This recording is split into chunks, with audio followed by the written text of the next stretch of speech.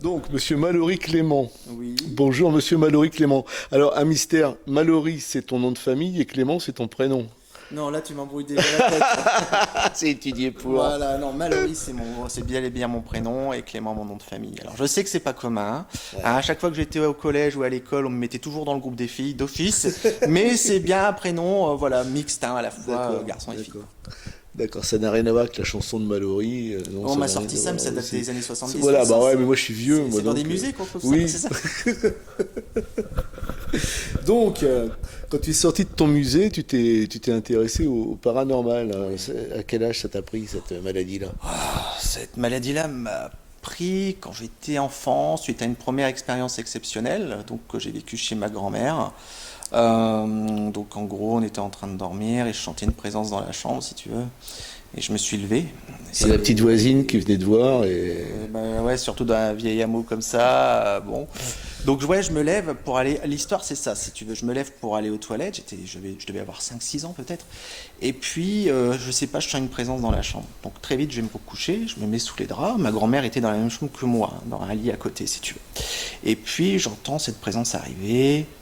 Je ne la vois pas parce que tu vois, j'étais planqué sous les draps, une espèce de murmure à l'oreille, 2 fois, 3 fois, et au bout d'un moment, une espèce de voix très autoritaire qui m'a fait sursauter, et ma grand-mère aussi. Elle Et donc, n'était pas dans la même pièce. elle était dans la même pièce. Ah, elle était dans la même moi, pièce, d'accord. Et elle l'a attendu aussi. Et ce D'accord. qu'il faut savoir, c'est ce que je dis dans mon ouvrage, c'est que mon grand-père dormait dans une pièce à côté. Alors je sais pas pourquoi mes grands-parents faisaient chambre à part, mais bon. Et elle a été réveillée, mon grand-père, elle lui a passé une bonne soufflante. Donc ça a été la prise de tête aux aurores, et on n'a jamais trouvé l'auteur on va dire si c'était un canular ou pas, tu vois, mais ça a éveillé les soupçons déjà. D'accord, c'était pas une soirée arrosée. Du tout. Non, du Ah, tout. non, Vous du ne buviez tout, pas, ta du grand-mère tout. et toi? Ah non, non, non, déjà, non, non. Pas mamie Clément, non. Non, mamie Non. Clément ne buvait pas. Non, Papy elle- Clément non plus. non, non, non. Bon, il bossait l'après-midi, voilà, dans les champs et tout ça, mais bon, non, non, on n'était pas très porté sur l'alcool, quoi. Bon, c'est Plutôt bien, la clope, mais c'est bon. bien, mon garçon, c'est bien, Voilà, c'est c'est bien. Un modèle pour notre belle jeunesse. D'accord. Donc, tu avais quel âge? Là, actuellement, j'ai 38 ans. Non, non, mais à l'époque. J'avais, comme je te disais, 5-6 ans, grosso modo. D'accord, d'accord. Et tu penses que ça aurait pu venir de toi? Peut-être. Rétrospectivement parlant. Peut-être, est-ce que c'était lié à des angoisses? Maintenant, tu sais, avec les études en neurosciences, on Oui, pourrait très justement, bien ouais. dire que c'est, tu sais, la paralysie du sommeil. Hum. Le problème, c'est que j'étais réveillé et on a été plusieurs à l'entendre, cette chose. Sauf que, voilà, est-ce que c'était quelqu'un, je sais pas, quelque chose qui venait de dehors, mais tellement fort, je ne sais pas. Donc, tu vois, il y a de l'eau qui a coulé sous le pont aussi. Oui. Donc, il peut y avoir des biais aussi. Oui, de Donc, l'interprétation. tout à fait. Donc Ouais. là, je ne sais pas pour cette expérience-là, tu C'est vois. un peu comme quand on revoit un film qui nous a marqué quand on était enfant, on le revoit adulte et Ouais, voilà. il n'y a plus rien, quoi. Ouais, Tout ce exactement. qu'on avait mis dedans, toute la charge émotionnelle, elle est partie. Voilà, après l'eau, comme Ouais. tu dis, voilà, les années passent et après, voilà. Disons que ça a éveillé quelque chose chez moi parce que voilà, on appelle ça une expérience Ouais. exceptionnelle, quoi. D'accord. Et ensuite, Donc ensuite, bon bah voilà, la période de l'adolescence, tout ça, j'étais toujours intéressé plus ou moins par le paranormal, mais un peu de loin, tu sais, avec les épisodes kitsch de mystère, tout ça, oui. avec les pommes qui traversent les portes. Ah, les pommes qui traversent les portes, ça c'était Monsieur Tavière. Monsieur Tavière qui était membre de l'Institut Métapsychique International. Il a raconté ça. Et j'avais une anecdote d'ailleurs, parce qu'à l'époque, Monsieur Tavière, c'était le grand début de la transcommunication en France. Ouais. Il voulait faire des expériences à l'Institut Métapsychique dans les années 90. Et il faut rappeler quand même que l'Institut Métapsychique a été créé au départ pour étudier les hypothèses liées à la survie. Tout ça. Voilà. Et quand il a proposé ça à l'IMI, donc de faire des expériences de TCI, on lui a dit allez les faire ailleurs. Voilà, donc c'est un grand, grand début pour la transcommunication instrumentale, expérimentale et scientifique en Qui France. continue toujours actuellement. Ça, je sais pas. Après, je parle aussi en Europe, hein, au niveau des chercheurs en TCI, quoi. Ouais. Après, si tu veux, ouais, pour parler de l'émission Mystère, déjà rien que le générique, moi je me souviens, c'était assez impressionnant. Alexandre Balou, il faisait plus peur que la plupart des intervenants. Et C'est vrai, plupart, c'est vrai, oui. et la plupart, on va dire, des reconstitutions. Parce que c'était la grande époque aussi, tu vois, qu'il y avait la nuit des héros à l'époque, tout ça, avec des reconstructions. Bon, c'était kitsch, mais Ouais, c'est en 95 tout ça. dans ces eaux-là, ouais. Ouais, je me rappelle bien. Et après, donc, au niveau de mon petit chemin, vers 15-16 ans, j'ai eu une autre expérience exceptionnelle avec une amie. C'est-à-dire qu'on a vu, voilà, on peut dire ça, des apparitions, des masses noires. Donc, on ne buvait pas, voilà, on ne fumait pas. et on a vu donc des espèces de silhouettes noires chez moi, qui nous regardaient, qui ne filtraient pas la lumière, hein, vraiment des masses noires, et elles sont parties à une vitesse hallucinante. On ne sait toujours pas ce que c'est, et là, ça a été l'élément vraiment déclencheur, et j'ai commencé à étudier justement la parapsychologie quand j'ai eu 20 ans, quand j'ai commencé un petit peu suite à des études d'art plastique. Quand j'étais en formation d'éducateur spécialisé à l'époque, j'ai commencé vraiment à m'enseigner sur la parapsychologie, sur aussi le scepticisme scientifique, la zététique aussi, pour justement éviter les biais de confirmation, c'est-à-dire de ne pas être vraiment d'un côté ni de l'autre. Et là actuellement, je suis devenu enquêteur à partir de tout ça, quoi. D'accord, d'accord. Donc vers quel âge? Enquêteur, on va dire, 25 ans.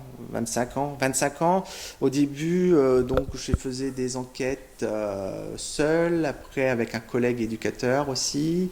Après, j'ai voulu travailler sur un projet, c'était l'UFRP, l'Union française en recherche paranormale. Je connais pas. Continuait. Alors, c'était un groupe qui n'a pas fonctionné dans le temps, parce qu'on s'est très vite aperçu que d'essayer d'être co-constructif entre enquêteurs, c'était compliqué. Certains disaient du grand n'importe quoi, d'autres qui étaient fermés à la discussion, et d'autres aussi qui n'avaient pas assez de bagages ou de connaissances scientifiques. Donc en gros, moi j'ai pris du recul avec tout ça. Ça a changé depuis? Non, c'est encore pire. Ah non. Oh non. C'est toujours pareil, c'est-à-dire que dans le paranormal, que tu sois tenant... Là, c'est un biais de lucidité, ça s'appelle. Ah, merci. Chacun veut sa part du gâteau. Et alors qu'il faut, je pense, être dans une dynamique co-constructive. Tu crois vraiment? Que non. Chacun veut sa part du gâteau? Oh non, ça c'est pas possible.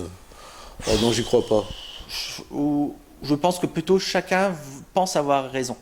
Peut-être. Peut-être mieux. Peut-être mieux. Après, on définira comme ça, je crois. Ouais. Voilà un petit peu pour mon parcours. Et puis là, voilà, j'ai fait un livre aussi qui fait part de mes recherches, en mêlant aussi de la vulgarité. Ouais, ce qui paraît, ouais. T'as l'air d'être étonné. Ah oui, j'étais pas au courant. T'étais pas au courant. Non, je n'ai pas entendu parler. Mais voilà, en tout cas, j'essaye d'apporter vraiment un regard positif sur les phénomènes extraordinaires. Donc moi, ma passion, c'est tout ce qui touche au poltergeist, aux apparitions et un petit peu la transcommunication aussi.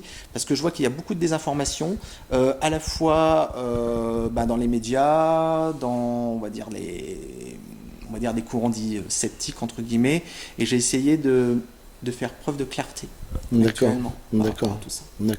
Donc ça t'a amené à l'écriture d'un livre. Mais avant, tu as expérimenté, tu as enquêté sur des cas précis. Tu peux nous en parler un petit peu de ces cas-là? Un premier cas précis, c'est le paranormal une situation, on va dire, extraordinaire, qui s'est passé sur mon lieu de travail, donc on va dire dans l'Oise. Je vais rester vague parce que voilà, pour respecter, on va dire, pour respecter le lieu et puis les travailleurs sociaux, on va dire ça. Puis des gens qui vont avoir peur qu'on parle d'eux et puis qu'on puisse les mêler au problème, surtout pas. Donc voilà. Donc en fait, je travaillais dans un institut on accompagnait des enfants déficients intellectuels, d'accord.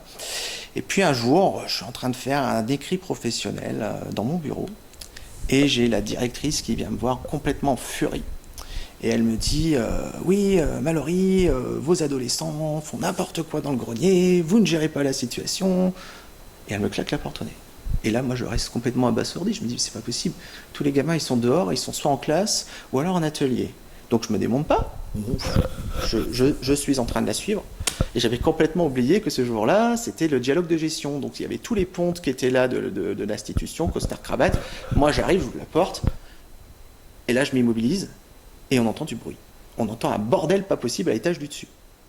De la salle de réunion. On entend rire. On entend comme si tu étais en train de tirer des tables, des chaises. Voilà. Et il y avait une dizaine de témoins faciles, quoi. Psychiatres, psychologues, cadres de santé. Donc moi, tout penaud, je m'excuse. Je dis, c'est pas possible. Bon, je vais traiter la situation. Je vais traiter. C'est tout. Et donc, ce qu'il faut bien savoir sur mon groupe à l'époque, c'est qu'il y avait un étage supérieur et un grenier. C'est le gros cliché du grenier, quoi. Mais moi, je ne savais pas, parce que la porte était toujours fermée à clé, si tu veux. J'y allais jamais. Bon, c'est tout. Et à travers la porte, j'entends encore que ça rigole et tout ça. Je tape à la porte, je dis, attendez. Donc moi, j'essaie d'ouvrir la porte, je dis, tiens, c'est bizarre, la porte, elle est fermée à clé. Donc je dis, ils ont piqué des clés. et ils sont en train de Oui, foutre ils sont fermés à voilà. l'intérieur. Oui. Et là, je commence à lever la voix, et là, je commence à entendre les voix qui s'amenuisent. Bon, c'est tout. Je vois la maîtresse de maison. Je dis à la maîtresse de maison, bon, je vais aller voir la cadre, et je vais lui demander les clés. Et elle me dit, mais Mallory, les enfants, on les a fait sortir à 9h du matin. Il n'y a personne. Je suis à l'étage depuis 1 heure, comme toi, il n'y a personne. Il n'y a personne. Je dis, mais t'entends comme moi le bazar. Elle me dit, oui, mais il n'y a personne. Puis elle commence à me dire, tu sais, il s'est passé des trucs bizarres avant ici, on n'aime pas trop en parler. Je dis, ouais, tu sais, hein, les trucs bizarres, hein, c'est souvent des enfants qui font des trucs bizarres, et c'est les premiers suspects des trucs bizarres. Je vais voir ma chef de service, je lui explique la situation. Elle m'a dit, Mallory, oui, c'est moi qui ai la clé. Je dis, ils ont sûrement piqué les clés, quoi. Elle me dit, non, et là, elle me sort une vieille clé, tu sais, de maître, tu vois, le gros truc comme ça. Elle me disait, tu peux pas faire un double de ça. Je dis, écoute, je vais y aller quand même. Mais elle me dit, il n'y a personne n'y va. Tout le monde a la trouille d'aller là-bas, et moi la première. Je dis, bon, j'y vais, je prends les clés. Et là, donc, je tape à la porte, j'entends encore un petit peu le bruit, mais de manière beaucoup moins soutenue, tu vois. Et là, j'ouvre la porte. La maîtresse de maison qui se barre me dit, moi, je rentre pas là-dedans, parce que ce qu'il fallait savoir, c'est que c'était, et je ne savais pas, mon groupe, c'était un ancien sanatorium avant. Oui. Voilà, où il y a eu des petits qui étaient vachement malades au niveau des poumons, il me semble, et en gros, c'était un institut plutôt de soins à l'époque, et il y avait des enfants qui mouraient de leur maladie, quoi. C'est la clinique d'Arcachon du Nord, quoi. Ouais, on va éviter, on n'a pas eu de jet de pierre, mais bon. Donc voilà, je vais à l'étage, et là, rien du tout. Là, je me dis, c'est pas possible. Je me dis, c'est impossible. Je retourne tout le grenier. Donc, c'était un grand espace. Il y avait à peu près plus de 100 mètres carrés, tu vois, avec du matériel d'époque, des vieilles photos. Puis, on s'en servait uniquement pour entreposer des dossiers en comptabilité, des choses comme ça, quoi. C'est tout. J'en parle à mon collègue, là, à l'époque, c'était Stan, et il est devenu enquêteur comme moi, suite à cette expérience. Il ne me croyait pas du tout au départ. Il disait, mais non, c'est pas possible. C'est n'importe quoi. Mais il dit, bon, je te laisse le bénéfice du doute. Bon, c'est tout, on retourne une fois ou deux dans le grenier, toujours rien, on ferme la porte, puis 1 semaine ou 2, 3 semaines, ça se tasse, quoi. Donc la directrice qui vient me voir, elle me dit, Mallory, vous avez trouvé les responsables? Je dis, non, il n'y avait personne. Je dis, c'était un Loir. Elle me dit, vous vous foutez de ma gueule. Texto, hein. Elle me dit, on était 10 personnes, il y avait quelqu'un au-dessus, des personnes au-dessus. Je dis, non, il n'y avait personne. Elle me dit, bon, vous menez... Ça fait du bruit, un Loir. Ça fait du bruit, j'en avais un il n'y a pas longtemps. J'en ai eu chez moi. Ça gratte... Mais là... Derrière moi, parce qu'il y a un mur derrière et je les entends gratter. Alors ouais, je passe mon temps à taper. Ah ouais, moi j'en ai eu un il y a quelques semaines aussi. Alors je me suis dit, il est en train de défoncer tout ce qui est ma cloison ou je sais pas quoi. Mais bon. Mais là, c'était pas ça parce que t'entendais rien. T'entendais chahuter. Comme si t'allais. Quand tu vois les voisins qui sont en train de faire une fête, c'était à peu près le même genre de. La Java aussi. La Java. Donc quelques semaines se passent. Et puis à un moment donné, on est tous à table avec les adolescents. Voilà. Et là, ça recommence, mais non plus dans le grenier, mais au dortoir, juste au-dessus de la cuisine. Et on entend chahuter, et d'un seul coup, un grand cri. Et là, plus un bruit à table. Donc je travaillais avec des enfants qui étaient psychotiques et tout ça. Oui. Donc il y en a un, c'est la Dame Blanche. Ah, mais alors oui, c'est la Dame Blanche. C'est la Dame Blanche. Donc je lui disais, oui, la Dame Blanche existe, c'est une glace au chocolat. Il n'était peut-être pas si psychotique que ça. Bah ouais. Donc moi, il était peut-être plus lucide qu'on ne pense. Donc moi, j'essaye, tu vois, de calmer le jeu en rassurant les enfants. Et puis, avec Stan, on se dit, bon, allez, on y va, on emprunte les escaliers, on entend encore du chahut, quoi, dans le dortoir. Le même phénomène, mais dans le dortoir. Donc Stan, il me dit, c'est bon, on va les choper et tout ça. Et il n'y avait qu'une seule entrée. Il ne pouvait pas partir et on était à 8 mètres de hauteur. Tu vois, donc, voilà. Et là, on arrive dans le dortoir, rien. Et là, mon collègue, il me dit, non, mais c'est quoi ce délire? Je dis pas bienvenue au club. Et après, donc, on a essayé d'enquêter sur le lieu avec l'accord de ma chef de service. L'excuse, c'était un Loir. On n'a jamais rien trouvé, on n'a jamais su ce que c'était, alors qu'il y a eu une dizaine de témoins auditifs. On a eu un phénomène de voix électronique, mais je ne le garderai pas parce que pour moi, t'entends une voix qui dit étranglé, un autre c'est étranger, donc pour moi c'est peut-être de la pareidolie auditive, donc je fais très attention par rapport à ce PV. Vous avez mis un magnétophone quand même pour essayer on avait mis déjà le même genre de matériel que tu as là, une caméra dans le grenier avec un dictat et on laissait ça tourner, on venait 1 heure avant de prendre notre poste. D'accord. Et alors on entendait effectivement, les caméras pouvaient capter du son qui venait de l'extérieur et tout ça, mais ça n'avait nullement l'intensité qui a été constatée, quoi. Tu vois. Et suite à cela, ce qui est extraordinaire, Il y a eu d'autres personnes du service qui sont venues me voir pour me raconter le même genre de phénomène, ou des phénomènes de Jot, c'est-à-dire que tu connais bien aussi dans le cadre des poltergeists, des objets qui se déplaçaient. Oui. Et là, ce qui est d'autant plus fort... Jot, c'est l'objet qui est déplacé. C'est ça. Pas forcément l'objet qui se déplace sur une table, par exemple, suivant une ligne droite ou courbe, un objet qui vient d'une autre pièce. C'est ça. Ce que dit par exemple Véronique au château de Fougeray, au niveau de la SPR, tu as plein de choses qui sont quantifiées. Et ce qui est d'autant plus fort, c'est que... les pommes. Ou les pommes à travers une porte. Ce qui est d'autant plus fort aussi par rapport à cette expérience, c'est que là, je travaille dans un autre établissement en qualité de chef de service. Et il y a un collègue qui est en train de lire mon livre. Et il me dit, écoute, j'ai travaillé dans l'établissement où tu travaillais avant. Il a vécu la même chose que moi. D'accord. Et on ne se connaissait pas d'Adam Dinève avant. Il était complètement abasourdi. Alors, est-ce que ça vient des enfants? Est-ce que ça vient de... Je sais pas. Après... Des murs? Est-ce que c'est une rémanence? Est-ce que... T'as toutes les hypothèses possibles. Après, il y avait clairement un son. On a parlé en bas. On a essayé toutes les hypothèses possibles pour savoir comment le son pouvait circuler de la cuisine au grenier, par exemple. Où on a essayé de tout reproduire. Ça n'a pas fonctionné. Oui, un tuyau qui Stan, résonne. Stan, à un moment donné, on avait repéré qu'il y avait un tuyau qui passait du groupe jusque dans le grenier. Il tapait dessus, il parlait. Il n'y a rien eu. On a essayé de débunker intelligemment. Quoi.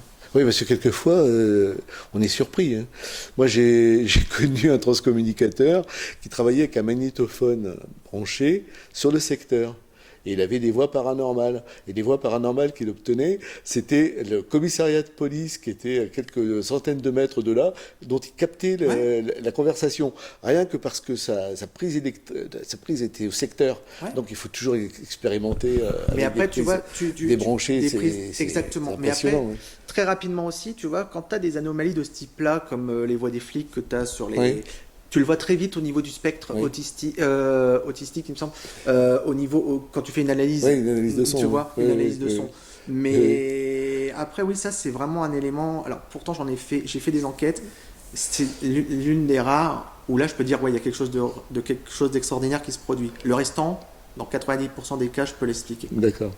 Je souris parce que je pense à une anecdote. C'était dans les années 90, quand les expérimentateurs luxembourgeois étaient très connus en France, les Jules et Maggie Herz-Fischbach. Et il y avait une entité dont ils captaient la voix, qui s'appelait le technicien, qui a dit « Il faut construire des antennes de 100 mètres de long ». Alors, il y a une dame qui a pris qui s'est dit « Je vais le faire ». Alors, elle a pris des manches à balai. Et puis elle a mis au plafond, elle a mis 100 mètres de longueur de manche à balai entourée de fils électriques pour se faire une antenne. Et elle arrivait à capter les avions qui passaient au-dessus avec les conversations.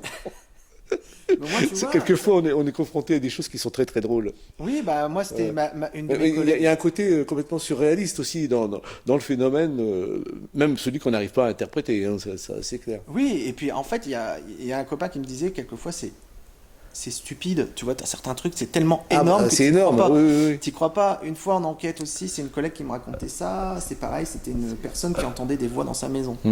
La famille entendait des voix. Et très rapidement, en fait, c'était des voix qui se répercutaient de la radio dans une théière. Et tu vois, c'est des trucs comme ça quand tu prétends être enquêteur, d'essayer de trouver vraiment la source du problème, quoi. Mais c'est déjà en soi, c'est impressionnant, t'arrives dans la maison, tu te dis, tiens... Puis après, tu entends RTL. Tu te dis, c'est peut-être pas la voix des morts. mais très vite, tu as des gens qui vont se faire des films rapidement parce qu'ils vont pas essayer de comprendre d'où viennent ces voix. Et pour celui qui veut croire absolument, tout de suite, il va aller dans l'hypothèse paranormale. Oui, et puis si ton esprit bifurque et va se figer sur un aspect du phénomène, automatiquement... ça va suivre. C'est comme quand dans la rue, tu as l'impression que quelqu'un qui arrive de loin, c'est quelqu'un que tu connais. Il faut quasiment que tu sois très très près de cette personne pour que le visage réel émerge par rapport à l'image que tu te fais du visage que tu vois en réalité. C'est ça. C'est très étrange. On a tous vécu ce genre de problème. Tout à fait. Oui. Des frayeurs qu'on se fait parce qu'on entend des bruits, et puis en fin de compte, c'est rien, quoi. Mais ça n'empêche que les phénomènes paranormaux existent. Oui, ça existe. Après, de mon point de vue, ils sont plutôt rares, ou alors ils sont bien plus nombreux qu'on ne peut le penser, mais on n'y prête pas attention. Oui. Alors, j'ai mis ça dans la revue Parascience. Un jour, j'ai dit, il n'y a pas beaucoup de choses en paranormal, on est obligé de gratter. Puis il y a quelqu'un un monsieur très très âgé, qui m'a dit, mais détrompez-vous, on baigne dedans et on s'en rend pas compte. Et souvent, ça me trotte dans la tête, cette réflexion. Peut-être parler on va dire d'un événement qui s'est passé, enfin qui se passe toujours. Il commence à y avoir des études. Alors au début, je disais, ouais, c'est du bullshit, mais bon. C'était par rapport au Covid. Il y a eu apparemment une montée. C'est dans le livre, ça? Oui, j'en ai parlé parce que Oui. j'avais fait une analyse critique. C'est-à-dire que au départ, on parle du Covid et il y a eu des articles encore dans Science et Dob, comme quoi que le Covid pouvait accentuer des hallucinations, des observations de fantômes, enfin tout le tralala qu'on connaît dans Science et compagnie, quoi. Science et Dob. Ouais, Science et Dob. C'est une très très bonne revue qui traite bien le paranormal. Ouais, qui traite très bien le paranormal. 7,90. Voilà, c'est Oui. ça, 7,90 pour à côté du rayon charcuterie. Mais on en rediscutera peut-être tout à l'heure.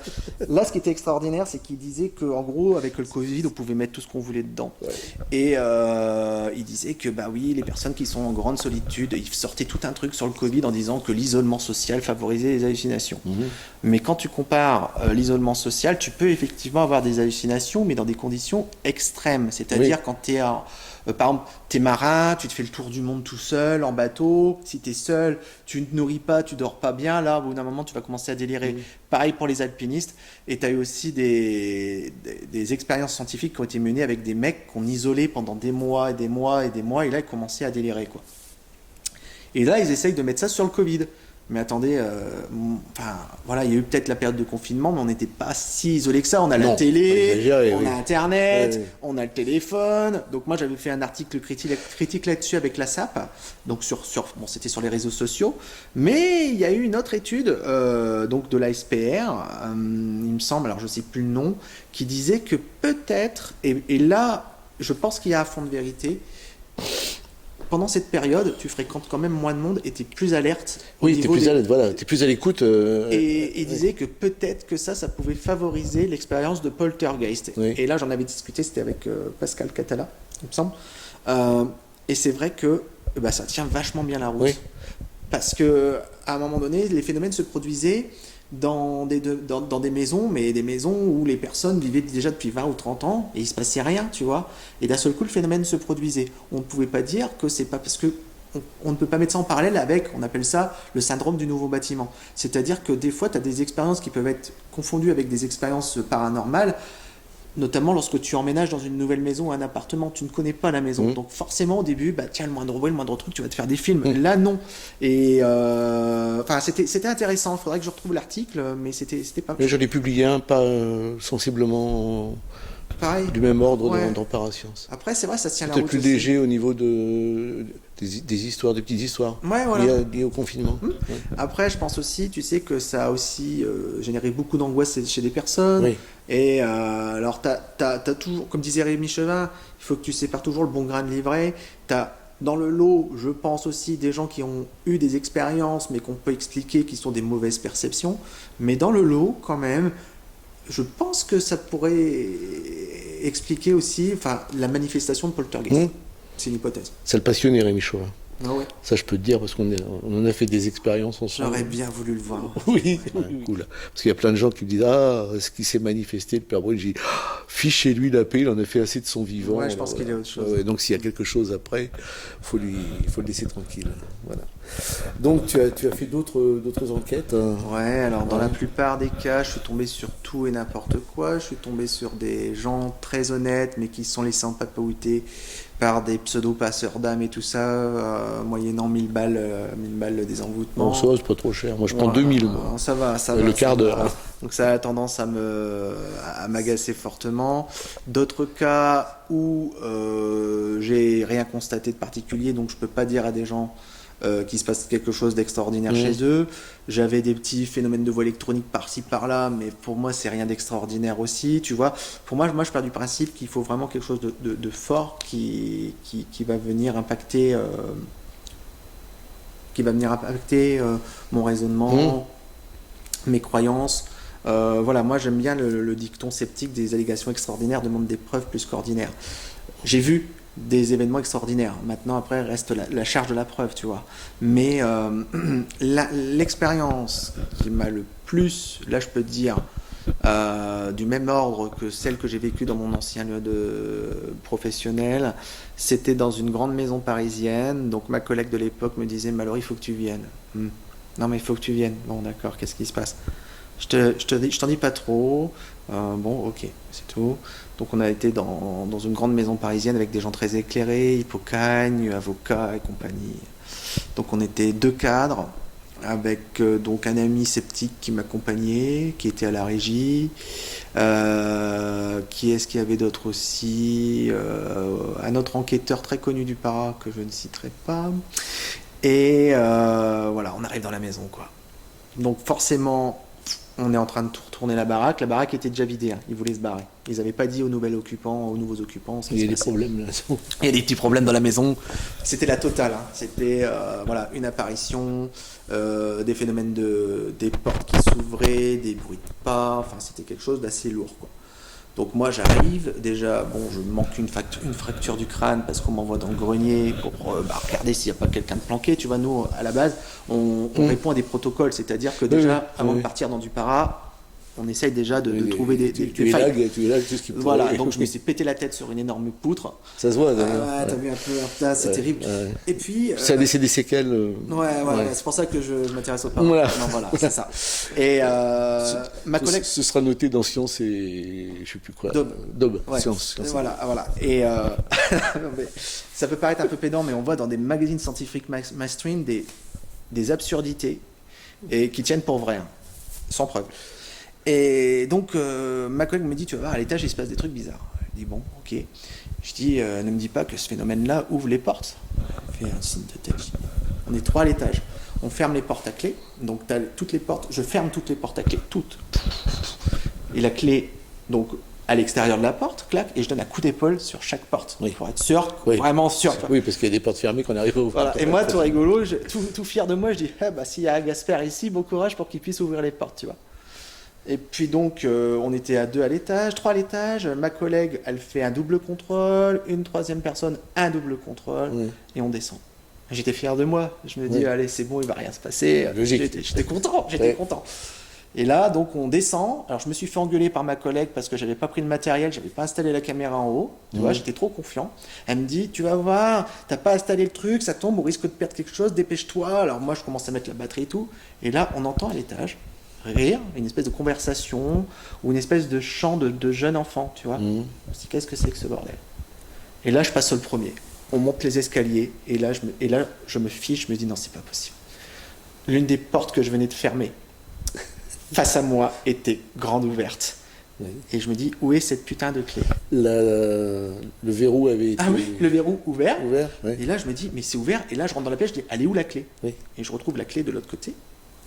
Je prends la clé et la clé était chaude. Brûlante. Et là, on se regarde tous. On se dit non, mais c'est pas possible. Et ma collègue, elle me dit bienvenue au club. Les autres personnes qui étaient en bas, donc mon copain qui était venu sceptique, il n'était pas là. Ma collègue m'a dit on dit rien à tout le monde pour le moment. On attend de voir la suite des événements. Et tout le reste de la soirée, c'est rien passé. Par contre, c'est la première fois dans le cadre d'une enquête où j'ai été à l'étage où je sifflais. Parce que je me suis dit, tu vois, un mécanisme de défense, parce que je me dis, c'est pas possible. Et là, t'as l'air con, parce qu'il se passe un truc, j'en ai encore l'épaule qui se hérisse sur le bras, parce que tu ne l'inventes pas. Une clé chaude, on était quand même 2 cadres et un enquêteur du para à l'étage. On a des connaissances en psychologie, parce que c'est notre boulot aussi, sur les biais cognitifs, des trucs comme ça. Tu te dis, c'est terrible, parce que non seulement ce phénomène-là, on a l'impression que ça se fout de ta gueule. Excusez-moi l'expression, mais c'est ça. Et il y a c'est comme si tu chopais une savonnette, tu vois, et elle glisse en permanence. Voilà. Ouais. Et en fait, ça rejoint ce que disait Walter von Lukadou et la plupart des membres de la SPR. Ces phénomènes-là sont élusifs. Ils vont juste se montrer. Ils sont là. Mais quand tu essayes de les choper, bon courage. Voilà. Donc, d'où la question que je voulais te poser. Est-ce que ça peut être explicable par la science, ou est-ce que ça échappe complètement à la science aristotélicienne avec la logique que nous avons? Est-ce que ça ne procède pas d'une autre logique? Ce qui fait que toute analyse scientifique sera limitée aux aspects les plus apparents, mais Moi, je pense que honnêtement, c'est ce que je martèle. Je pense que tous les courants académiques, on peut étudier le paranormal, d'accord? On a des outils pour expliquer ce qui peut être faussement attribué à du paranormal, ce qu'on appelle aussi voilà, les biais cognitifs et compagnie, ou le xénonormal, on appelle ça aussi donc en psychologie anomalistique. C'est des choses plutôt rares que l'on connaît qui peuvent être attribuées à du paranormal, d'accord? Puis il y a le restant. Et pour expliquer le restant, il faut étudier de nouvelles pistes et de nouveaux, on va dire, paradigmes scientifiques. Au niveau de la neurologie, de la biologie, de la physique aussi. Moi, je pense que c'est au niveau de la physique qu'il se passe des choses qui ne sont pas encore comprises et on a besoin de nouvelles théories qu'on doit tester. Mais le problème, c'est comment le tester. Parce que tu peux juste l'observer. Si tu essayes de filmer une apparition, dans le 3/4 des cas, ça ne marchera pas. Pourquoi? J'en sais rien. Quand tu essayes de photographier une apparition, en général, c'est de la merde. Dès que tu as débranché l'appareil, pouf, ça apparaît. Se passe, exactement. On a discuté sur le mur de la SAP, donc c'est des sceptiques aussi qui sont... Mais sceptiques dans le sens où qui ne vont pas partir sur la dimension spirituelle, tu vois. Ils disent que ça existe. Il y a des chercheurs qui disent, écoutez, à chaque fois, ça se passe avant d'installer le matos ou quand on remballe le matériel. Ou quand le matériel tombe en panne. Exactement. La dernière fois, c'était ça aussi. On commence à installer du matériel simple. Moi, je viens en général, j'ai un petit sac à dos. C'est juste comme tu as là, tu vois, un caméscope, un petit dictaphone. Et des fois, le matériel tombe en panne. J'ai un ami qui était à Fougeray. Donc lui, c'est un CRS, c'est militaire maintenant. Il me disait, j'ai vu l'apparition, elle était en face de moi. La masse, ça me regardait. Et elle s'est barrée. Caméra, tout tombe en panne. Il y a une espèce, on dirait que ce phénomène-là se montre à toi, mais il veut pas se montrer sur d'autres choses. Alors pourquoi on ne sait pas, et j'ai pas c'est extrêmement frustrant. Je sais, mais c'est frustrant. Oui. Jacques Vallée, qui a étudié le phénomène OVNI, qu'il connaît très bien, a dit c'est un phénomène qui nie sa propre réalité. Parlons du phénomène OVNI. Moi, j'ai toujours vu le même lien entre le phénomène OVNI et ces phénomènes-là. Pour moi, ça procède de la... C'est la même mécanique. De la même mécanique, voilà. Mais de la même logique qui n'est pas notre logique. Oui. Après, il y avait des chercheurs qui pensent que ces phénomènes-là, c'est une espèce de pensée humaine qui peut éventuellement interférer dans notre environnement. Mais ça, c'est que des hypothèses. Après, si tu veux, on est tous influencés par des facteurs psychosociologiques, c'est-à-dire chacun va croire, tu vois, quand on parle de fantôme, par exemple, tu as l'image du fantôme comme une apparition, un esprit, l'OVNI, c'est les aliens, mais ça doit être pour moi remis en cause, parce qu'il y a peut-être d'autres choses qui peuvent exister, qu'on ne connaît pas encore, et en fait, quand tu connais pas bien quelque chose, tu vas développer des croyances à ce sujet-là. Quand il y a des zones justement de flou, parce qu'on est là-dedans, et ben, tu vas établir des hypothèses plus ou moins exotiques, tu vas établir des hypothèses plus ou moins rationnelles et bien souvent irrationnelles pour expliquer ces phénomènes. Donc c'est un sacré sac de nœuds, parce que plus tu étudies le phénomène, plus tu te poses des questions. Tu vois, là, j'ai écrit un livre, mon premier bouquin, mais entre-temps, je me dis, et si j'avais tort, et est-ce que c'est pas encore autre chose? Parce que j'étais, tu vois, j'ai pas peur de le dire face aux personnes qui vont écouter cette vidéo, j'ai été quelqu'un d'absolument horrible avant avec les gens qui étaient dans la spiritualité et dans la médiumnité. Et pour échanger avec ces gens-là, je me rends compte que c'est des gens qui sont érudits, qui sont loin d'être débiles, et ce sont des gens qui méritent d'être écoutés et testés aussi. Il faut arrêter de dire que ces phénomènes-là, c'est de la fadaise, ou que la spiritualité, c'est de la fadaise. On en a parlé en préparant le livre. Je t'ai dit qu'il fallait calmer certains. Ouais, mais je me suis remis prises de position. D'être plus nuancé, et je regrette certains propos, parce que j'étais et je suis toujours quelqu'un de très matérialiste. Mais j'évolue aussi. J'ai discuté là dernièrement lors d'un groupe de travail sur mon lieu de travail, avec des personnes très spirituelles aussi, qui disaient que la voie de la raison, c'est la voie du milieu. Et je trouve ça très bien. Alors moi, j'ai une maxime qui dit que la vérité est le point d'équilibre entre toutes les oppositions. D'accord, tu me laisses combien d'heures pour disserter là-dessus? Mais Top chrono. Ok, on y va. Mais ouais, il faut éviter tous les mouvements militants où tous les extrêmes mènent à des bases stériles, et on ne travaille pas en fait. Oui, parce que dès que tu tombes sur quelqu'un qui dit « moi je sais », tu sais que c'est pas vrai. Tu sais qu'il y a une erreur, il y a une faille. Ouais, ou que quelqu'un qui va se dire « moi je suis vertueux, moi j'essaye ». Ouais, ok. Ou alors les gens qui sont très très spirituels. Ça dépend. Alors Ça moi, dépend de j'en ai ton connu dans le milieu qui était très très spirituel. C'était les pires pour te faire des vacheries, hein, mais très Ouais. très spirituellement Ouais, parlant. ouais, spirituellement vôtre. Ouais, ouais. Par contre, il y a une chose qui m'a un peu ennuyé dans ton livre, c'est ta position qui règle son affaire aux grains de poussière qui se baladent aux orbes, tu sais, les grains de poussière.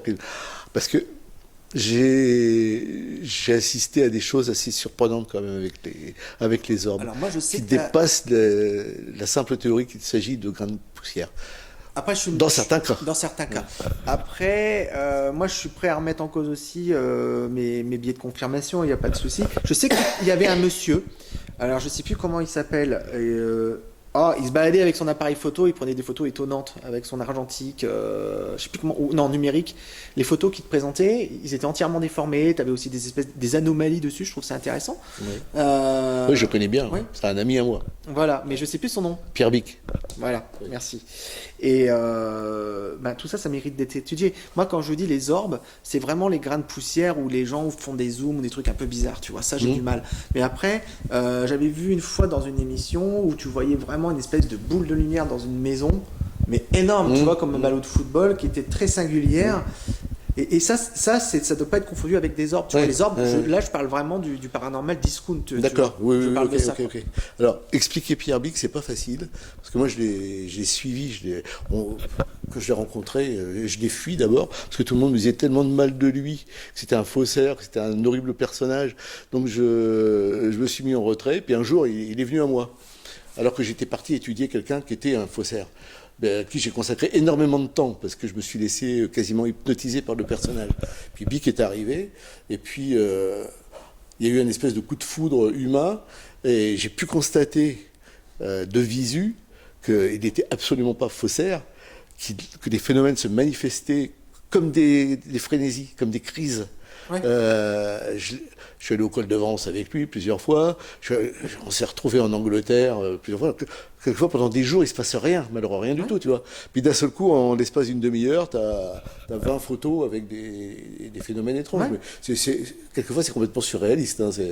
En train de photographier un crop circle, et puis d'un seul coup, oh, c'est quoi ça? Un char d'assaut. Ah bah oui, il y avait un char d'assaut sur la photo. Ou quelque chose qui ressemblait fort à un char d'assaut, qui n'était pas là. On avait le paysage devant nous, c'était pas là. Ou des personnages qui se baladent. Mais tu sais, ce que tu me dis, moi je pensais à l'analogie avec Ted Serios, tu sais, sur les photographies. Ouais. Moi ça m'a interpellé aussi, je me suis dit, ouais, c'était. Mais ça date, hein, le reportage, hein, j'avais vu, j'avais Oui, découvert Serios, ça. oui, c'est les années 60. Ouais, 70. ouais, mais en tout cas, voilà, c'est des anomalies, mais pour moi, voilà, tu vois, je vais accorder bien plus d'intérêt à une photographie, et pour moi, une photographie n'est pas une preuve en soi, mais à une anomalie de ce type. Tu vois, tu prends par exemple, tu prends là une photo dans le salon, et puis tiens, t'as une grand-mère décédée qui apparaît dans le salon. Là, je vais. Ouais. Mais non, pour moi, si tu veux, c'est pas, de mon point de vue, assez percutant. Pour la plupart de celles qu'on voit dans Ghost Bidule ou Chasseur de poussière, tu vois. Mais... Alors moi j'ai rencontré quelqu'un qui a fait une expérience étrange. Il a pris 2 appareils photo à quelques mètres d'espacement l'un de l'autre. Et il a pris une photo, on voit les orbes.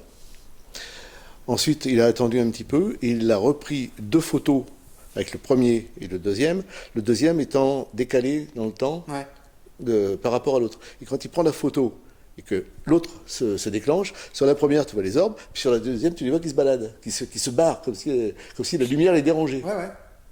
Ouais, après, Bizarre. c'est ça, ces anomalies-là. Après, c'est toujours le doute. Tu te dis, voilà, une photo, pour moi, ça reste une photo. Par contre, c'est déjà beaucoup mieux quand tu vois sur des caméras, quand tu as la chance d'avoir ces choses-là sur des caméras, quand tu vois l'anomalie en train de se balader, ou quand tu vois encore mieux une apparition. Parce que bien souvent, c'est ce que je disais aussi, tu as beaucoup d'enquêteurs, de chasseurs de fantômes, qui vont baser leur méthode sur du ressenti et des orbes. Or, quand tu compares les travaux de la SPR ou des dans le cadre des hantises, tout simplement, on ne mentionne jamais les orbes. On mentionne quoi? Soit l'asymptomatique des poltergeists ou alors des apparitions. Moi, ce qui m'intéresse, en gros, je m'en fous, moi, des petites boules. Moi, ce que je veux voir, c'est des apparitions. Oui, je comprends. Tu vois, je comprends. là, des allégations extraordinaires demandent des preuves. Je comprends, mais là c'est parce que le phénomène suit la technologie, en fait. Parce Oui, que ça, c'est oui. les nouveaux appareils qui permettent de les obtenir jusqu'à ce que les appareils qui arrivent maintenant les éliminent. Oui. Parce qu'ils arrivent à éliminer les Mais orbes. ça, si tu veux, ça s'adapte. Toutes les petites tâches qui peuvent Oui, toutes les anomalies, ça dégage. Voilà, Par ça contre, dégage. on voit bien que le phénomène s'adapte aussi, que ce soit les poltergeists, les apparitions, ou même la transcommunication, ça s'adapte vraiment à nos nouvelles technologies. Enfin, moi, je trouve ça extraordinaire, des gens, alors si c'est pas deepfake, qui reçoivent des textos, ou alors, tu vois, des MMS de personnes. Oui. Et là, tu le vois bien. Et quelquefois, c'est pas racontable, hein, je peux te dire. Parce que moi, je connais quelqu'un dont on a parlé tout à l'heure, qui est avec une autre personne et ils reçoivent des messages, mais complètement hallucinants. Hallucinants, mais c'est impossible à publier et impossible à raconter. Mais. Ou alors aussi, tu vois, t'as un autre truc qui est passionnant aussi, c'est les Phone Call of the Dead aussi. J'ai découvert ça il y a pas longtemps. Alors, tu vois, t'as Laurent Kaspovitch qui a écrit dessus. Oui. T'as aussi d'autres personnes en Angleterre qui écrivent dessus. T'en as aussi aux États-Unis un nouveau livre qui vient de sortir. Et ce qui est très intéressant, enfin, si tu veux, en transcommunication, corrige-moi si je dis des bêtises, c'est toi ou l'expérienceur qui va essayer d'établir un contact. Toujours. Il y a une volonté au départ. Voilà. Ouais. Par contre, dans les phone calls, c'est l'inverse. Oui. Bien souvent, c'est voilà. Des appels téléphoniques. Je sais pas pourquoi on dit phone call, moi. Bon, parce que c'est ouais, peut-être que ça fait plus British. Oui, British. ça fait plus moderne. Universal. Yeah, universal. Phone call from the days. Ow. Enfin, c'est quand même traumatisant parce que tu vois, moi là, malheureusement, j'ai perdu mes grands-parents il y a peu de temps. Et j'essaye aussi, tu vois, d'essayer d'établir un contact. Mmh. Bon, après, je suis un grand impatient de la vie, peut-être que je m'y prends un peu n'importe comment. J'ai que dalle pour le moment.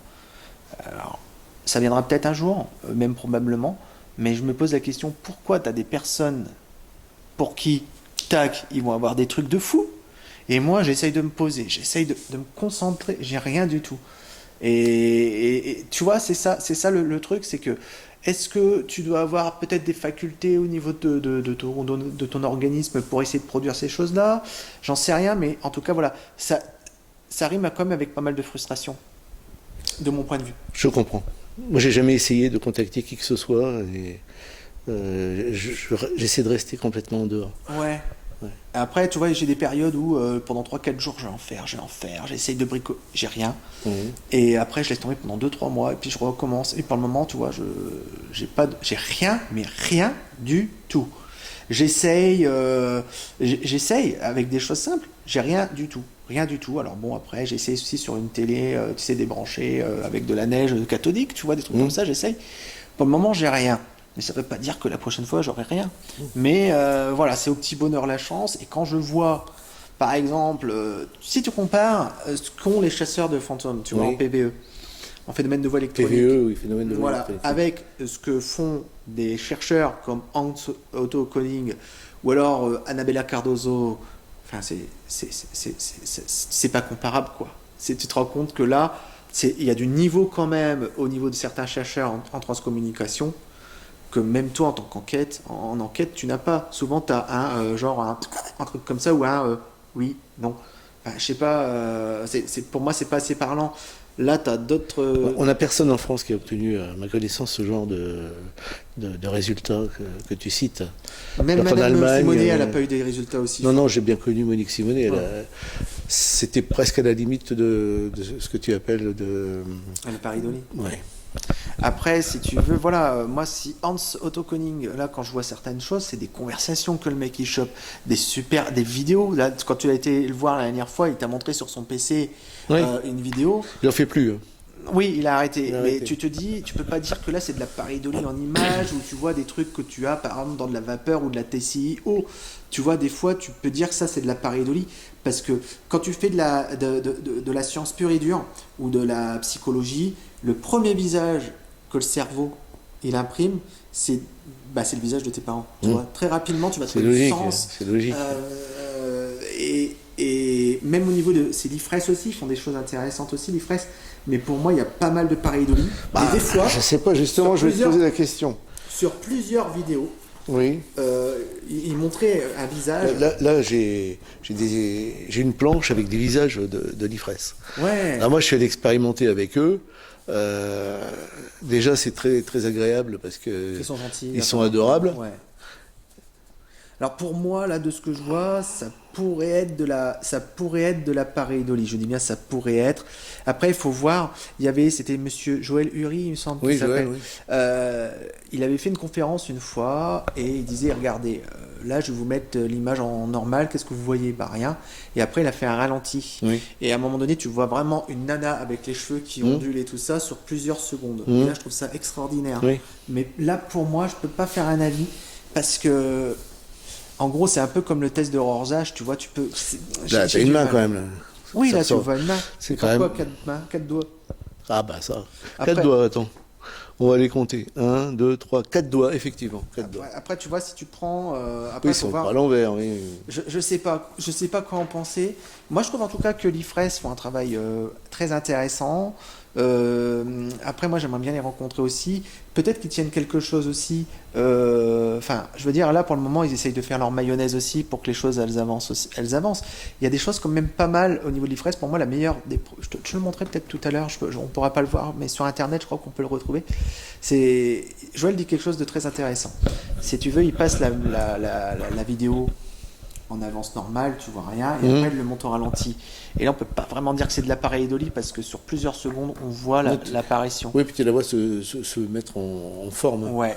Oui. Et je fais l'analogie aussi avec quelque chose qu'on m'a montré en off. C'était un enquêteur célèbre du paranormal aussi. Il me dit, Mallory, j'ai un truc à te montrer. Je dis, ouais, qu'est-ce qu'il y a? Et il me montre pareil, tu vois, sur son caméscope, une vidéo. Donc en fait, il faisait à la base de l'urban. Et donc il a la chance d'avoir dans son lieu professionnel des clés de patrimoine et il peut visiter à sa guise voilà, les bâtiments. Ça va quoi. Ça va. Et donc bref, il me montre la vidéo, donc c'est le soir bien évidemment, donc en night shot et puis il fait sa petite excursion urbaine. Urban, Oui, pardon, l'urban, c'est-à-dire qu'en gros tu visites des trucs un peu étranges ou alors des belles bâtisses, genre des manoirs, des choses comme ça. Et c'est de l'exploration. C'est de l'exploration. Et bien souvent, tu as des mecs qui font de l'urban. Ouais. Bien souvent, tu as des mecs qui font de l'urban, qui deviennent chasseurs de fantômes en faisant de l'urban, parce qu'ils vont tomber d'un seul coup sur une anomalie, alors qu'au départ, ils n'y croient pas du tout. Et dans le cadre de cet enquêteur-là, il me dit, qu'est-ce que tu vois là sur la caméra? Je dis, il n'y a que dalle. Donc on voit qu'il est dehors sur une terrasse et il filme une tour. Je dis, il n'y a que dalle. Il avait une grosse caméra, vraiment du bon matos. Et l'image n'était pas retouchée. Ça, c'est très important, l'image n'était pas retouchée. C'est-à-dire que j'avais vraiment le fichier brut, tu vois. J'ai dit rien. Et là, il me dit, attends, je vais ralentir. Ça, c'est très important aussi, c'est la fréquence de l'image. Il ralentit l'image.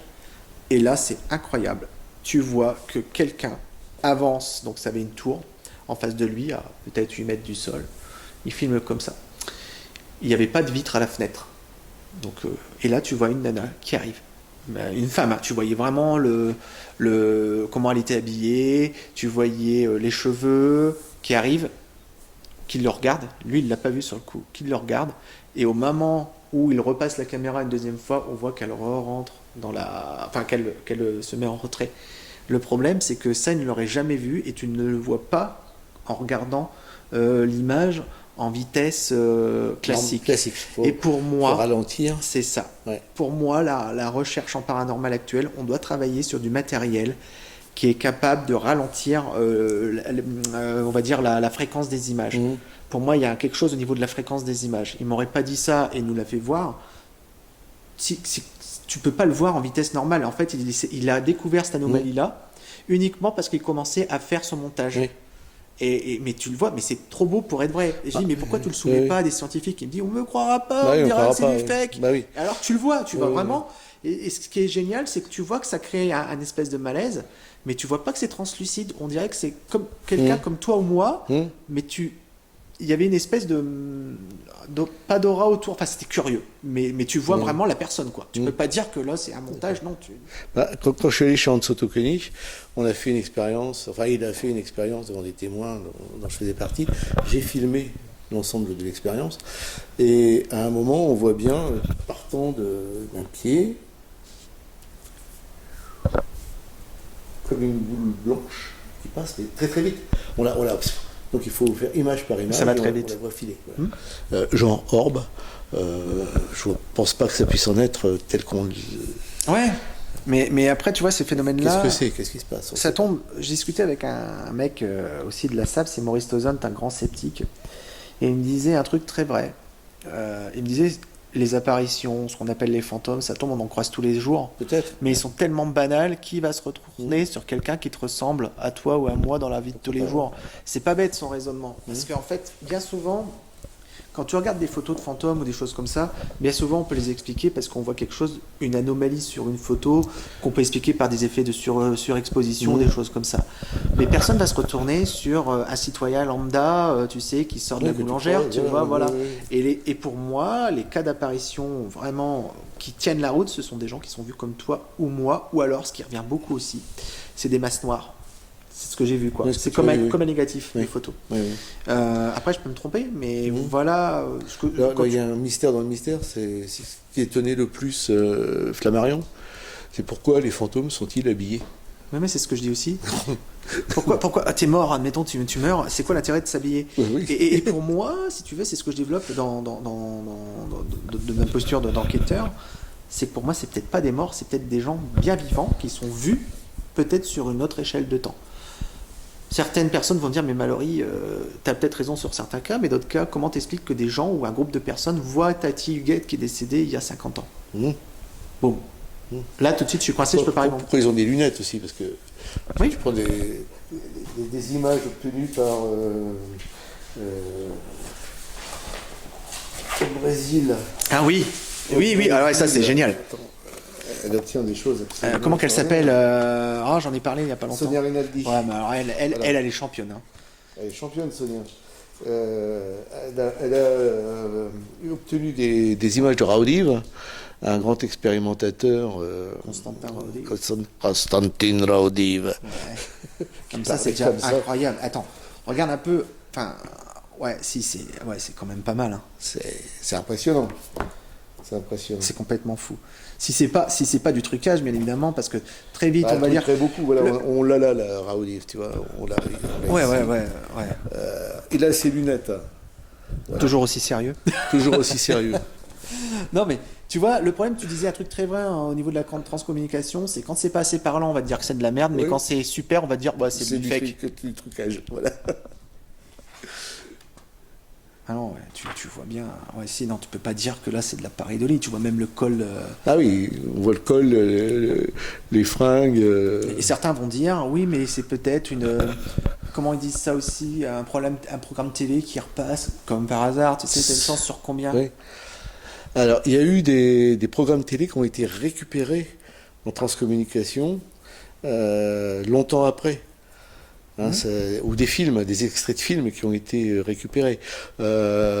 C'est Zenkowski qui présente ça dans un article que j'ai publié, où il montre que des faits qui sont tout à fait réels reviennent, mais légèrement modifiés, légèrement transformés. Oui. Par exemple, au Luxembourg, on leur a présenté en images reçues en transcommunication une station d'émission. Alors il y a tout un tas de... Ça ressemble à des bâtiments. Et en fait, c'est une image microscopique qui a été récupérée par eux. Donc ça, on peut considérer que c'est faux, qu'ils ont truqué, alors que moi je ne crois pas, parce que ça fait des siècles, des décennies que ça dure, que ce genre de phénomène arrive, où on reçoit des choses qui existent dans le réel et qui sont complètement transformées et qui nous reviennent en paranormal. Après, il y a eu d'autres aussi recherches, par exemple, sur des choses qui apparaissaient à la télévision, dans le cadre de la transcommunication. Je crois que c'est sur Romy Schneider, on peut prendre ça aussi sur... Oui. C'est Klaus Schreiber qui avait obtenu ça. Ouais, et tu as l'image originale, et quand tu compares l'image originale ou l'extrait du film avec ce qui est obtenu dans le cadre de la TCI, tu vois, par exemple, que, la cravate de tel personnage est d'une autre couleur. Il y a des changements. Il y a des changements. Donc ça, c'est quand même assez incroyable. Alors, est-ce que le phénomène ne se sert pas de ce qu'il y a ici pour nous le représenter, comme si ça allait taper sur un miroir déformant? Ouais, c'est possible. Dans ce qu'on appelle l'au-delà, ça va taper dans un miroir déformant, puis ça nous revient. Après, tout ce que je peux dire, c'est que il y a, j'en parlais la dernière fois donc dans un média, la recherche en transcommunication, il y a vraiment des choses qui sont vraiment extraordinaires aux quatre coins du monde. Mmh. Je ne comprends pas pourquoi ce phénomène-là est boudé par la parapsychologie. Je te rappelle l'expérience de Tavière dans les années 90, qu'il a été prié de faire en dehors de l'Institut métapsychique. Et je ne sais pas où ils en sont maintenant, tous ces gens. Moi non plus, je pense qu'à l'Institut métapsychique, tu as des gens qui veulent vraiment faire un travail constructif. Mmh. Après, je pense qu'il faut déjà apprendre à travailler ensemble aussi, à se connaître, et puis aussi, voilà, sur quoi on travaille vraiment. Oui. Parce que j'ai envie de dire, je ne réfute absolument pas l'hypothèse du psy, tu vois. Je trouve ça génial, les travaux en parapsychologie sur le psy. C'est important. C'est très important. C'est important. Mais après, je disais à certains parapsychologues, il n'y a pas que le psy dans la vie, il y a plein d'autres hypothèses aussi non réductionnistes à investiguer. Et ils sont entièrement open pour ça. Mais après, il faut se trouver le temps, il faut trouver les moyens, il faut trouver. Enfin, il y a plein de choses. Il faut reconnaître aussi, c'est que après la guerre 14, tous ceux qui ont travaillé sur les phénomènes d'apparition, de matérialisation, ont quand même démonté des hypothèses spirites, pièce par pièce. Donc ils ont pensé, je crois, à un moment, dans les années peut-être 40, 50, que l'affaire était résolue, que c'était pas au-delà qui se manifestait, c'était autre chose qui venait de nous. D'où l'émergence de toutes ces recherches. C'est important aussi, ça. C'est important. Pourtant, ce qui a été chassé par la porte revient par la fenêtre. Donc, ça revient là. Voilà. Là, en ce moment, si tu vois, tu as la série Netflix là, qui est vraiment intéressante et qui rend honneur, on va dire, à la parapsychologie et on va dire à des recherches un peu controversées. C'est Survivre à la mort. Et tu apprends qu'il y a des scientifiques, de plus en plus de scientifiques, qui remettent en cause, on va dire, que tout s'arrête une fois que tu fermes les yeux. On peut pas parler pour le moment qu'il y a une preuve certaine de vie après la mort, mais il y a une hypothèse, la science s'y intéresse aussi. Si tu parles des NDE, par exemple, tu as Stephen Lorays, qui est quand même quelqu'un de très très matérialiste, qui dit, écoutez, il est beaucoup moins affirmatif maintenant. Ah, il est moins affirmatif. Ah, complètement. C'est depuis son entretien avec Charbonnier ou... Non, en fait, ils s'apprécient tous les deux. Hein, oui, je sais. Charbonnier. Lui, si tu veux, c'est un mec Science Coma Group, tu vois, prix Francky. C'est le mec, c'est. Ah oui, il est très carré, c'est une tête, c'est prix Nobel. Oui, c'est une des plus hautes distinctions scientifiques. C'est un mec qui fait de la méditation, c'est un mec qui reçoit Ricard, tu sais, le mec qui fait de. Ah, pas celui qui. Non, pas celui, le moine. Et lui, il disait deux choses dans une interview. Il disait qu'il n'était pas d'accord avec certains modèles des réductionnistes qui disent que c'est des hallucinations, patati patata. Il disait, vous dites que c'est des hallucinations, prouvez-le. Vous dites que ça, prouvez-le. Vous dites que c'est aussi spirituel, pas de souci, prouvez-le. Je pense qu'il est vraiment dans la ligne, la ligne du milieu, la ligne juste. Ouais, et il disait dernièrement aussi qu'il pensait que c'était des hallucinations. Maintenant, il dit non, c'est pas des hallucinations. Parce que c'est bien plus fort, c'est bien plus construit que des hallucinations. Et en fait, on n'explique pas les NDE. J'ai lu il n'y a pas longtemps le dernier livre. Alors, c'est une redite de François Lallier sur les NDE. François Lallier, qui est docteur et qui a bossé sur sa thèse de doctorat. Donc, il a été suivi par Monsieur Charbonnier aussi. Lui, il est en train aussi de démolir toute pièce par pièce pas mal d'arguments réductionnistes, tu sais, pour expliquer les NDE.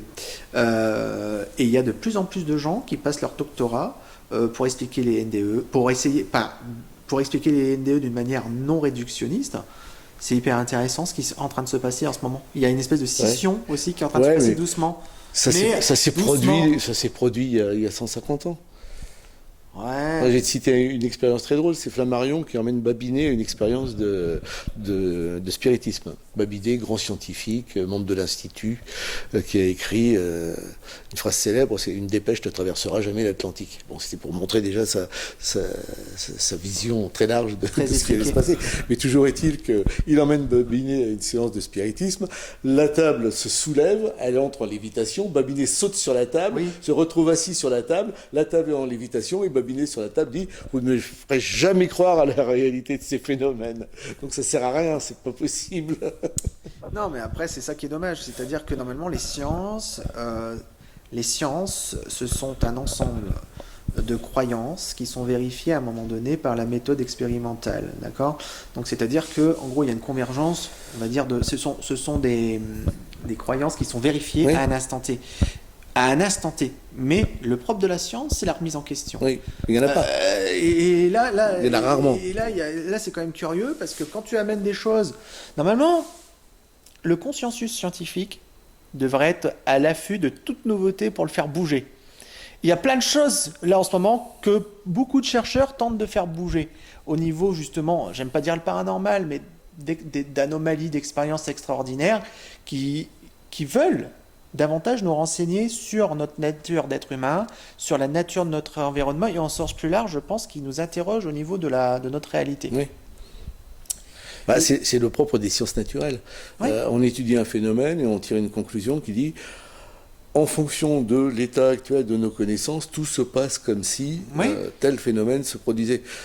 À charge d'enrichir ça et de faire évoluer. Et là, tu vois, bien souvent, on critique on va dire la recherche en parapsychologie ou en sens plus large, dans le sens plus large sur le paranormal en disant ils sont pas reproductibles, ça dépend déjà. Si on suit les travaux sur le psy, c'est reproductible. Sur le remote viewing, c'est reproductible. Sur la médiumnité, Bechdel, c'est reproductible. La transcommunication, ça commence à être reproductible. Pas complètement. Mais tu as un faisceau qui commence à arriver. Oui. Voilà. Donc on va nous dire tout ce qui n'est pas reproductible, ça n'existe pas. Ok. Donc dans ce pour cas-là, les sciences dures, voilà. mais pas pour les sciences d'observation. Voilà, mais par exemple, si on suit cet argument-là, on se dit, alors d'où donc la psychologie, on laisse tomber. Toutes les sciences dites molles, elles sont fausses alors. Parce que là, ce qu'il faut savoir aussi, c'est que les sciences molles comme la sociologie, la psychologie, ils affrontent, on va dire, la crise de la reproductibilité. C'est-à-dire que le 2/3 ou le 3/4 des expériences en psychologie ne sont pas reproduites. Et là, il commence à y avoir une espèce d'empoignade là, qui commence à se passer. Donc c'est très drôle de reprocher des choses à la parapsychologie, qui, je rappelle, est la science la plus cadrée. Par exemple, il y avait Sheldrake qui disait ça avec Caroline Watt, il me semble, que tous les travaux en parapsychologie, ce sont ceux qui sont les plus contrôlés. Toutes les autres disciplines académiques ne sont pas contrôlées autant que la parapsychologie. Donc c'est quand même très drôle. Et c'est publié dans le Lancet. Ouais, exactement. Revue très très sérieuse qui ne publie jamais la moindre erreur. Dans un 97, non, sur la chloroquine, non, il n'y a jamais de problème. Non. Mais bon, c'est marrant de voir ça et de la façon aussi dont les magazines scientifiques mainstream biaisent vraiment l'approche du paranormal, quoi. Notamment Science et Vie, pardon. Science et Daube. Ouais. Voilà. Alors, pour conclure, parce que je vais être obligé de partir, étant donné que quand même nous sommes soumis à un couvre-feu drastique, que j'ai du chemin à faire, on se reverra, on refera d'autres entretiens. Tu vois comment l'avenir de la recherche? Grise. Grise, oui. Est-ce que, je vais aller assez vite, est-ce que c'est pas en fait une recherche personnelle ou de tout petits groupes qui auraient intérêt à s'agréger ou tout au moins là pour le moment, si tu veux, tu dis ça bien, tu as beaucoup de petites bulles à droite et à gauche. Voilà, et des bulles. Et les bulles, ça reste des bulles, et il faut faire, pour moi, de mon point de vue, quelque chose de très co-constructif pour avancer ensemble. En groupe, on peut avancer beaucoup mieux, on peut aussi exposer les accords, les désaccords, et faire force commune. C'est important aussi, voilà, c'est faire force commune. Moi, je déplore actuellement aussi que dans la recherche dans le paranormal, chacun veut avoir sa vérité aussi. Il y a aussi des clivages, malheureusement, ça peut arriver.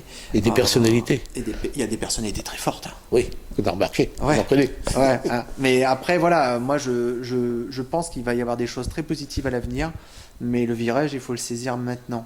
Voilà, il y a aussi des gens des youtubeurs, des gens qui essayent de bien faire, je pense qu'il faut faire une passerelle entre la recherche, on va dire plutôt amateur, et avec les scientifiques, parce que le monopole du paranormal, c'est pas que les scientifiques aussi. Malheureusement non.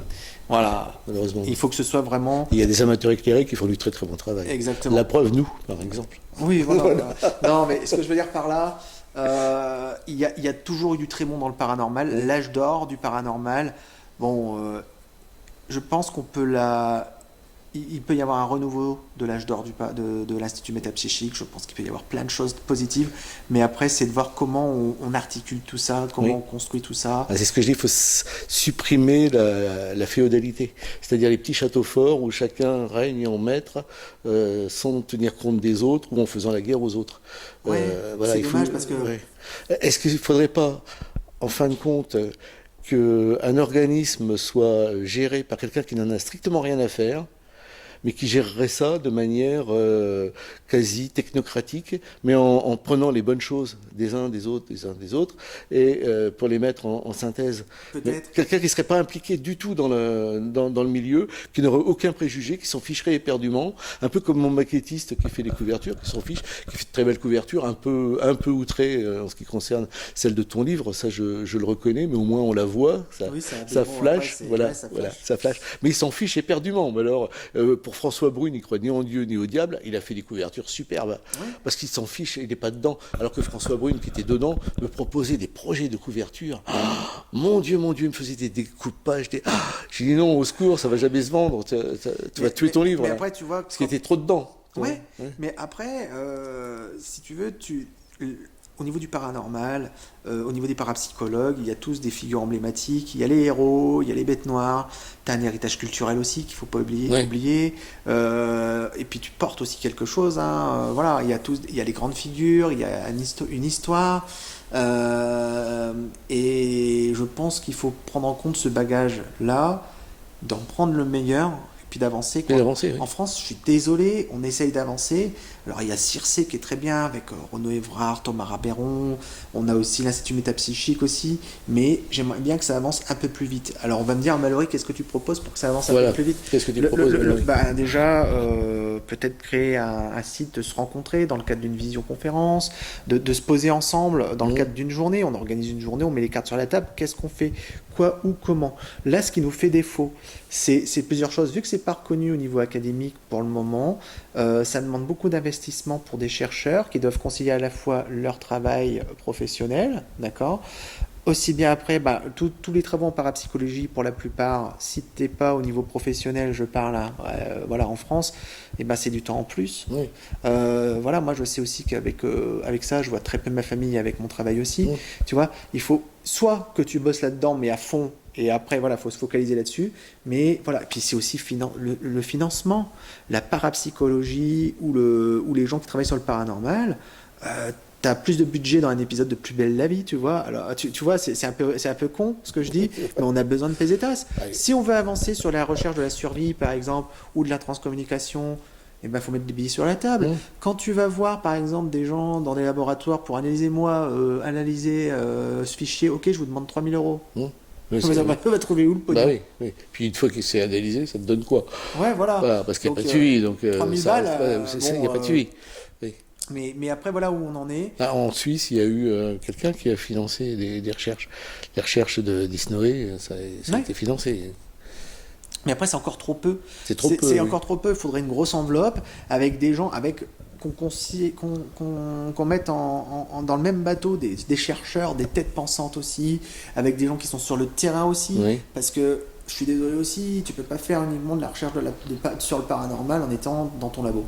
Tu dois aller sur le terrain, tu dois rencontrer les gens qui vivent ces phénomènes, tu dois te poser, c'est un travail de titan et d'éducation. Donc il faut trouver déjà un mécène au départ.